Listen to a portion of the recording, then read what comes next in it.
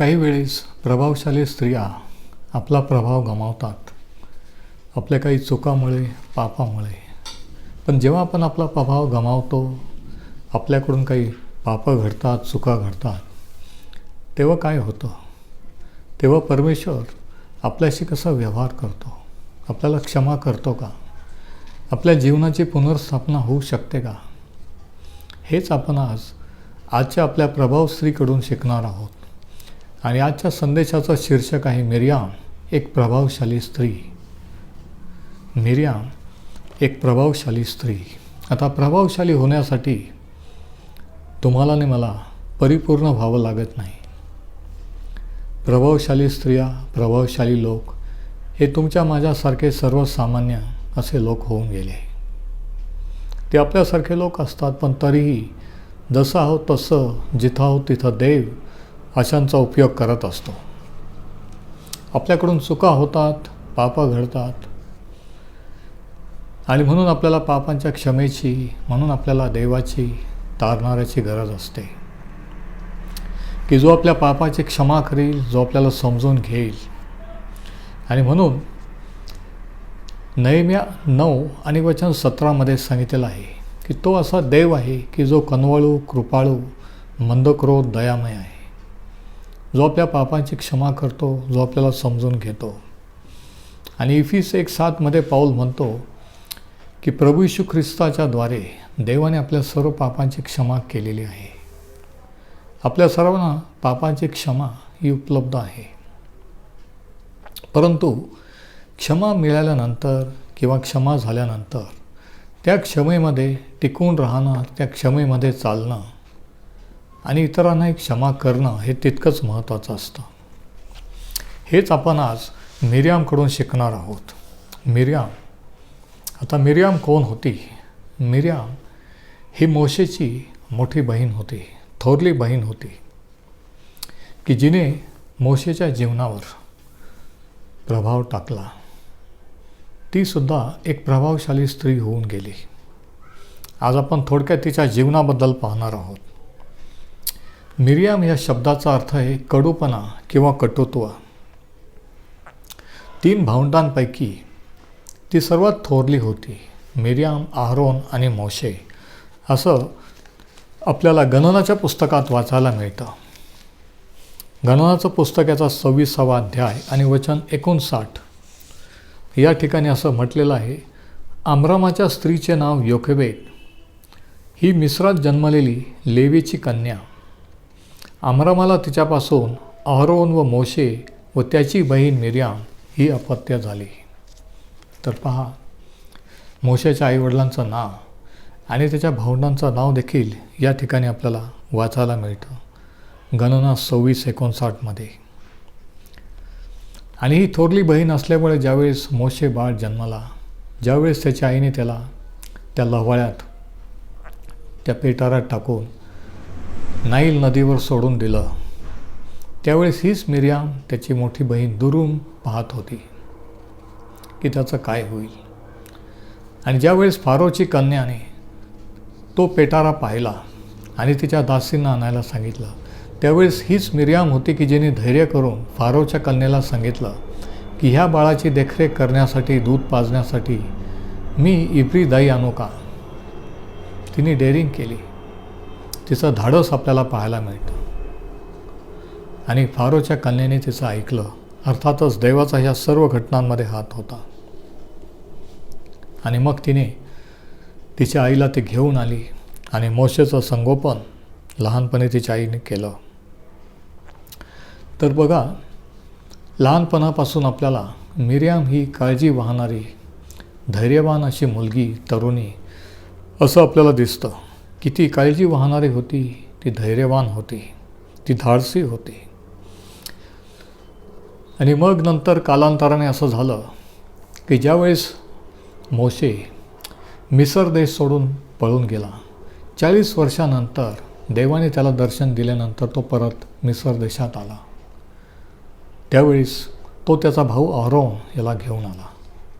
म्हणजे 40 वर्षानंतर पुन्हा मोशेची आणि मिर्यामची भेट झालेली आहे. आणि त्यानंतर मोशेच्या द्वारे ज्यावेळेस इस्रायल लोकांना परमेश्वराने मुक्त केलं, सर्व इस्रायल लोक मिस्र देशातून बाहेर आले, हे देखील मिर्यामने पाहिलेलं होतं, अनुभवलेलं होतं. आपल्या धाकट्या भावाला देवाने कसं निवडलं, कसा अधिकार दिलेला आहे, कसं चिन्हाने चमत्काराच्या द्वारे मोठ्या महापराक्रमी हाताने देवाने त्याचा उपयोग केलेला आहे. हे सर्व चमत्कार, हे सर्व महत्कृत्य हे मिर्यामने पाहिलेले आहे. तिची खात्री झाली होती की मोशे तिचा भाऊ ह्याला देवाने निवडलेला आहे. आणि मग ज्यावेळेस मिस्र देशातून इस्रायल लोक बाहेर पडले, त्यावेळेस काय झालं, आपण एक घटना वाचू. निर्गमचं पुस्तकाचा 15वा अध्याय. या ठिकाणी आपल्याला मिर्यामचा उल्लेख वाचायला मिळतो. दुसऱ्यांदा निर्गमचं पुस्तक याचा 15वा अध्याय आणि वचनं 20 आणि 21. या ठिकाणी घटना अशी आहे की इस्रायल लोक मोशेच्या द्वारे बाहेर आलेले आहेत. ते वाजत गाजत आनंदाने बाहेर पडलेले आहेत. आणि त्यावेळेस काय झालं बघा, वचन 1. तेव्हा मोशे आणि इस्रायल लोक यांनी परमेश्वराला हे गीत गायले. ते म्हणाले, आणि मग ते गीत सांगितलेलं आहे. 20 वचन बघा, निर्गम 15 आणि वचन 20. मग अहरोनाची बहीण मिर्याम संदेष्ट्री, बघा तिला या ठिकाणी संदेष्ट्री म्हटलेलं आहे. मिर्याम संदेष्ट्री हिने हाती डफ घेतला आणि सर्व स्त्रिया डफ घेऊन तिच्या मागून नृत्य करीत चालल्या. आणि मिर्यामेने त्यांच्या गाण्याला ध्रुपद धरले, परमेश्वराला गीत गा, कारण तो विजयाने उन्नत झालेला आहे, वगैरे. या ठिकाणी आपल्याला पाहायला मिळतं की मिर्याम ही स्त्रियांची लीडर किंवा नेतृत्व करीत आहे. स्तुती स्तवनामध्ये, प्रेज आणि वर्शिपमध्ये ती स्त्रियांना लीड करीत आहे. ती देखील डब घेऊन गाणं म्हणून वाजत गाजत आहे आणि परमेश्वराची भक्ती करत आहे. या ठिकाणी आपण पाहतो की मिर्याम जी एक काळजी वाहणारी धैर्यवान मुलगी होती, ती आता मोठी झालेली आहे. इस्रायल लोकांमध्ये, विशेष करून इस्रायली स्त्रियांमध्ये ती प्रभावशाली स्त्री झालेली आहे. ती त्यांची वर्शिप लीडर झालेली आहे. स्तुतीस्तवन करण्यात ती त्यांना मार्गदर्शन करीत आहे.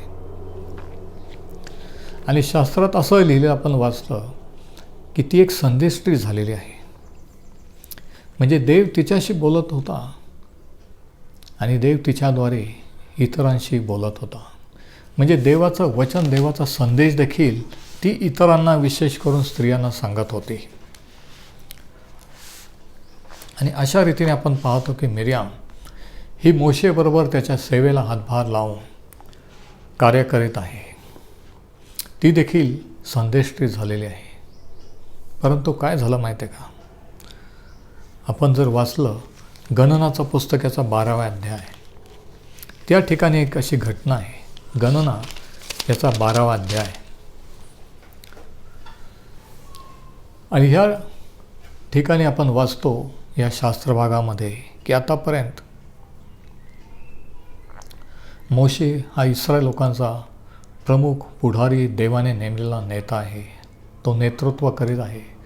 त्याच्याद्वारे देवाने इस्रायल लोकांना मिस्र देशाच्या गुलामगिरीतून मुक्त केलेलं आहे. त्याच्या हाताने अद्भुत कृत्य झालेले आहेत. आणि हे सर्व घडत असताना मोशेची ख्याती वाढलेली आहे. सर्व इस्रायल लोकांचा तो प्रमुख आहे.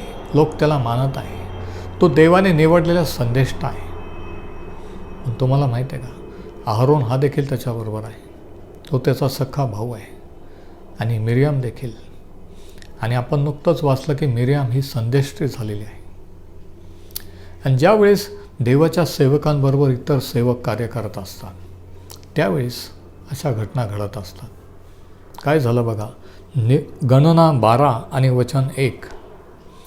मोशाने कुशी लोकातली एक स्त्री बायको केली होती, म्हणून मिर्याम व अहरोन ही त्याची निंदा करू लागली. आता या ठिकाणी देवाची सेवा जोरात चाललेली असताना,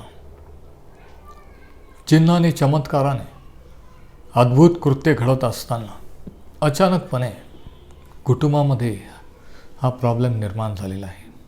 बहीण भावामध्ये, भावाभावांमध्ये जेलसी मत्सर निर्माण झालेले आहे. अचानकपणे मोशेचे सख्खे भाऊ आणि बहीण म्हणजे अहरोन आणि मिर्याम हे त्याची निंदा करू लागलेली आहे. असं होतं का? हो. काही वेळेस आपण सेवा करत असताना आपले सख्खे भाऊ किंवा बहीण देखील आपल्या विरोधात होतात, निंदा करू लागतात, नावं ठेवू लागतात. कदाचित तुम्ही हे अनुभवलं असेल, मी हे अनुभवलेलं आहे. आणि त्यावेळेस ते निंदा करू लागले. त्यांना मोशेचा हेवा वाटू लागला की सर्व लोक मोशेला मान देत आहे, परमेश्वर त्याच्याशी बोलत आहे, तो परमेश्वराचा संदेश लोकांना सांगत आहे. आणि हे निंदा करण्याचं कारण काय होतं की त्याने एक कुशी बायको केली होती म्हणून, कुशी लोकातली एक स्त्री बायको केली होती म्हणून. आता निर्गम 2:21 आपल्याला माहिती आहे की मोशेने मिद्यान देशामध्ये सिप्पोरा नावाच्या स्त्रीशी लग्न केलेलं आहे, की जी मिद्यानी याजकाची स्त्री होती किंवा मुलगी होती. परंतु ही स्त्री, कुशी स्त्री कोण होती की जिच्याबद्दल अहरोन आणि मिर्याम मोशेला नावं ठेवत आहेत, त्याच्याविरुद्ध कुरकुर करत आहे. आता याच्याविषयीचे 2 एक्सप्लेनेशन किंवा 2 खुलासे आहेत. 2 गोष्टी यांची शक्यता आहे. पहिली म्हणजे की ही स्त्री सिप्पोरा जी मोशेची पत्नी, हिच्याबद्दल ते बोलत आहेत. कारण कुश हा मिद्यान देशाचा एक भाग होता. हे आपल्याला शास्त्रावरून समजतं. हबक्कूकचं पुस्तक याचा 3रा अध्याय आणि याचं 7वं वचन बघा. शास्त्राचा शास्त्राने उलगडा होत असतो, वचनाचा वचनाने उलगडा होत असतो. कोणताही शास्त्रलेख, कोणताही अर्थ आपण मनाने लावायचा नसतो. हबक्कूकचं पुस्तक याचा 3रा अध्याय आणि 7व्या वचनात असं लिहिलेलं आहे, कुशांचे डेरे विपत्तीने घेरलेले मी पाहिले, मिद्यान देशाच्या कणाती थरथरत आहेत. तर या ठिकाणी आपण वाचतो की कुश आणि मिद्यान हे दोन्ही ज्यांना नोमॅड्स किंवा भटक्या जमातीचे असे हे लोक किंवा वंशातले लोक होते. म्हणजे हा जो रेफरन्स, हा जो संदर्भ आहे, ज्या स्त्रीविषयी मिर्याम आणि अहरोन बोलत होते, हे कदाचित सिप्पोराविषयी मोशेच्या बायकोबद्दल बोलत असावेत.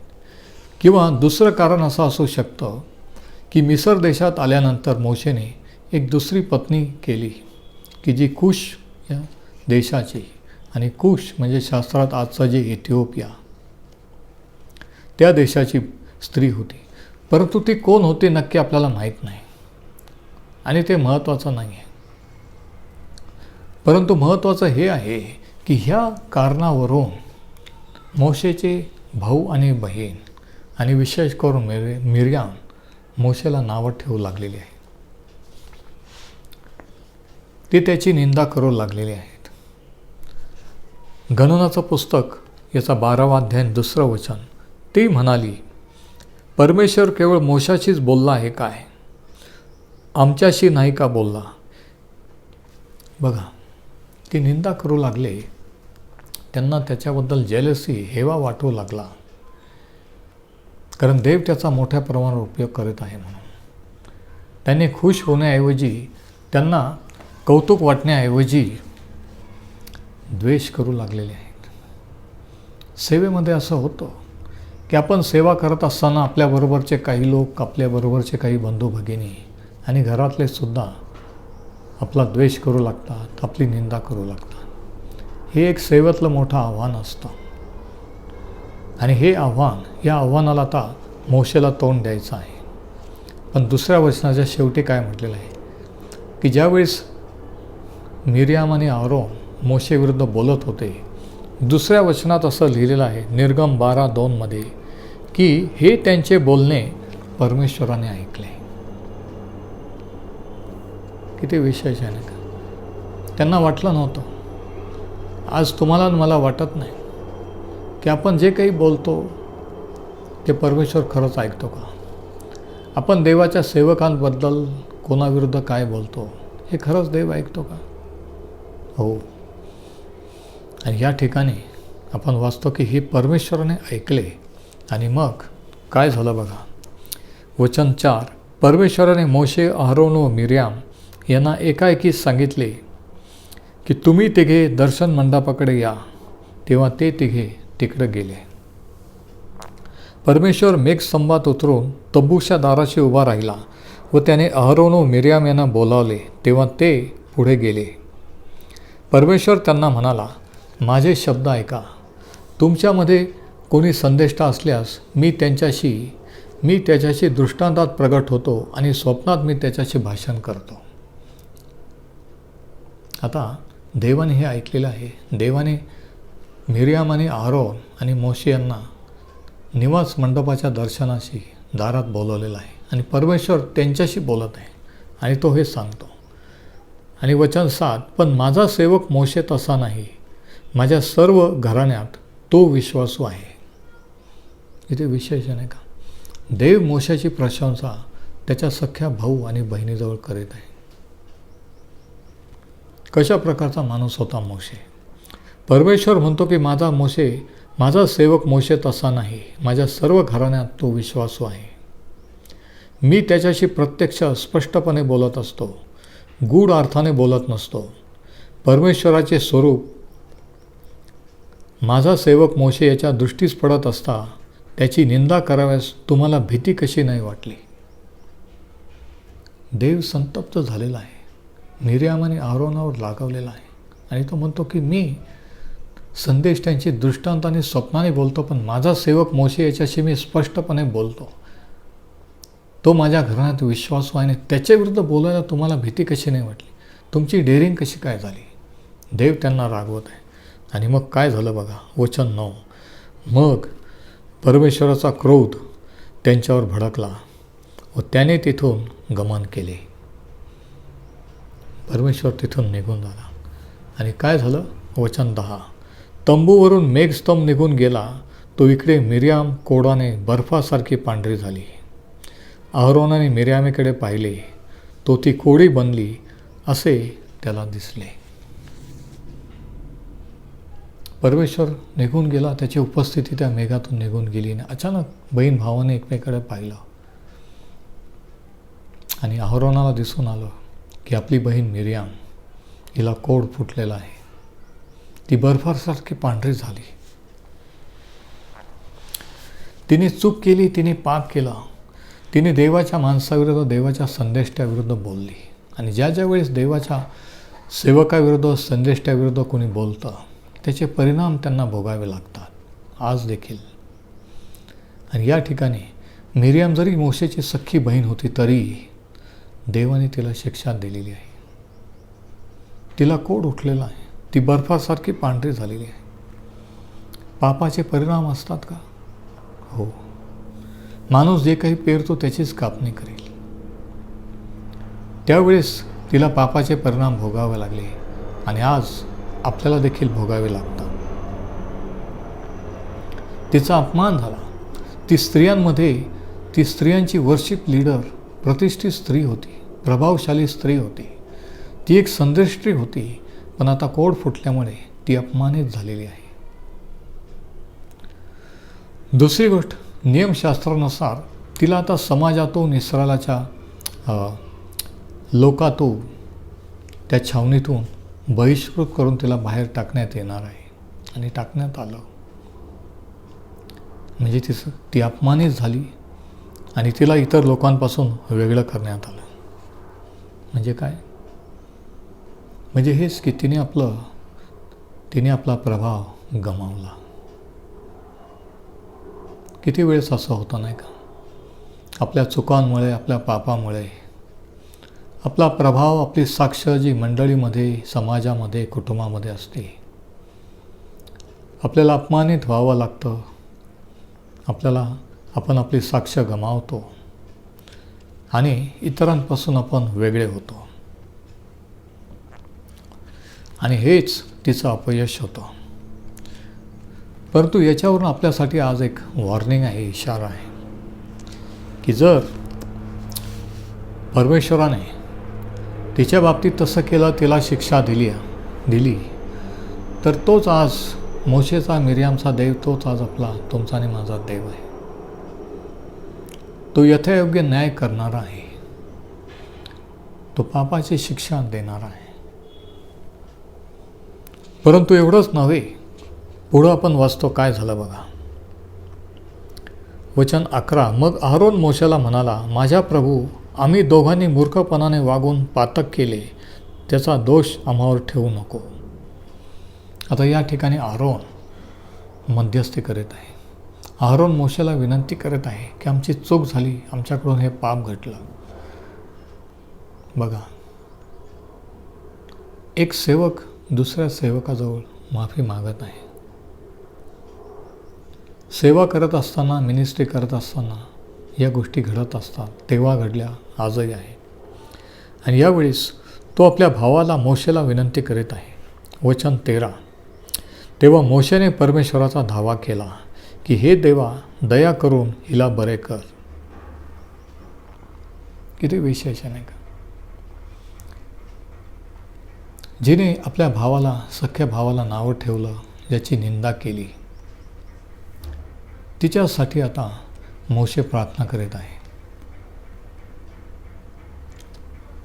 काही वेळेस आपल्याला आपल्याच घरच्यांसाठी, की ज्यांनी आपली निंदा केलेली असते, आपल्या विरुद्ध बोललेले असतात, आपल्या कुटुंबातले असो, मंडळीतले असो, त्यांच्यावर अशी वेळ देव आणतो की तेच आपल्याला विनंती करतात, आमच्यासाठी प्रार्थना करा, आणि त्यांच्यासाठी आपल्याला प्रार्थना करावी लागते.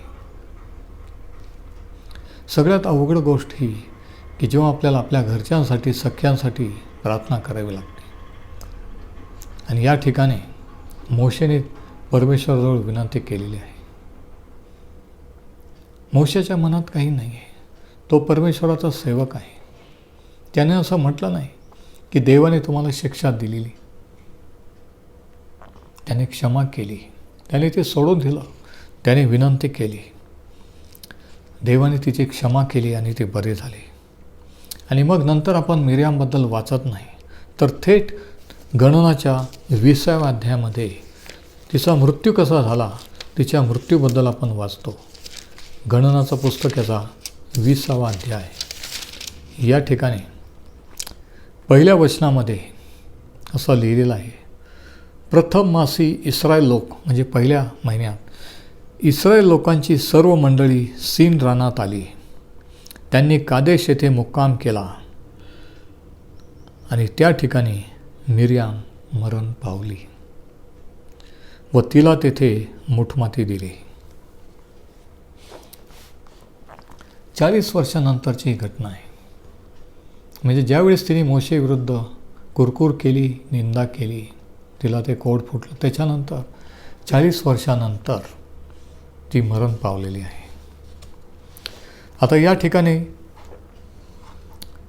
देवाने तिच्या मृत्यूची नोंद त्याच्या वचनात केलेली आहे. आणि हे फार महत्त्वाचं आहे, कारण क्वचितच फारच थोड्या स्त्रियांचं त्यांच्या मृत्यूचा वृत्तांत हा शास्त्रात नोंदवलेला आहे. बऱ्याचांचं असं म्हणणं आहे की ज्यावेळेस गणना 20:1 की इस्रायल लोक सीन रानात पोहोचले, कादेश येथे मुक्काम केला, तेव्हा ते 40 वर्षाचा अरण्याचा प्रवास संपत आलेला आहे. ते आता कनान देशात, वतनाच्या देशात जाणार आहे. ते बॉर्डरवर, किनाऱ्यावर येऊन ठेपलेले आहे. आणि त्याच वेळेस हा मृत्यू झालेला आहे. त्यांचा प्रवास संपत आलेला आहे. देव त्यांना ज्या देशात नेणार होता त्या देशाच्या जवळ आले, परंतु मुख्य जे पुढारी होते, मोशे, आरोन आणि मिरियाम, हे मरण पावलेले आहेत. आणि त्यांच्याबरोबर मिरियाम देखील. म्हणजे इस्रायल लोक वचनाच्या देशात पोहोचण्यापूर्वी तिघही पुढारी मरण पावलेले आहेत. मिरियामने पाप केला, तिने त्याच्या पापाचे परिणाम भोगले, परंतु देवाने तिची क्षमा केली. आता कशावरून आपण समजू शकतो की देवाने मिरियामची क्षमा केली? मिखाचं पुस्तक याचा 6वा अध्याय जर आपण पाहिलं, मिखाचं पुस्तक याचा 6वा अध्याय आणि वचनं 2 ते 4 या ठिकाणी काय लिहिले आपण जरा बघू. पर्वतांनो, परमेश्वराचा वाद ऐका. पृथ्वीच्या अचल पायांनो, तुम्हीही ऐका. परमेश्वराचा त्याच्या लोकांबरोबर वाद आहे. तो इस्रायलाबरोबर वाद करणार आहे. हे माझ्या प्रजे, मी तुझे काय केले? मी तुला कशाने कंटाळविले? मला उत्तर दे. मी तर तुला मिसर देशातून बाहेर आणले, दास्यगृहातून तुला सोडून घेतले. आणि आता ऐका, मी तुझ्यापुढे मोशे, अहरोन व मिरियाम यांना पाठविले. परमेश्वर इस्रायल लोकांना म्हणतो की मी तुम्हाला मोशे, अहरोन व मिरियाम म्हणजे मोशेच्याच बरोबरीला अहरोन आणि मिरियाम यांना देवाने लेखलेलं आहे. तिने जरी पाप केलं, तिने जरी चूक केली तरी देवाने तिची क्षमा केली.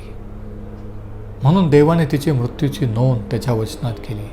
आणि शेकडो वर्षानंतर मिखा संदेष्टाच्या द्वारे तो इस्रायल लोकांना सांगतो की मी तुम्हाला मोशे, अहरोन आणि मिरियाम यांच्याद्वारे दास्यगृहातून बाहेर आणले. देवाने मिरियामची क्षमा तर केलीच, परंतु तिची पुनर्स्थापना देखील केली. तिची आठवण देखील केलेली आहे. किती विशेष आहे नाही का? तो इतका चांगला देव आहे.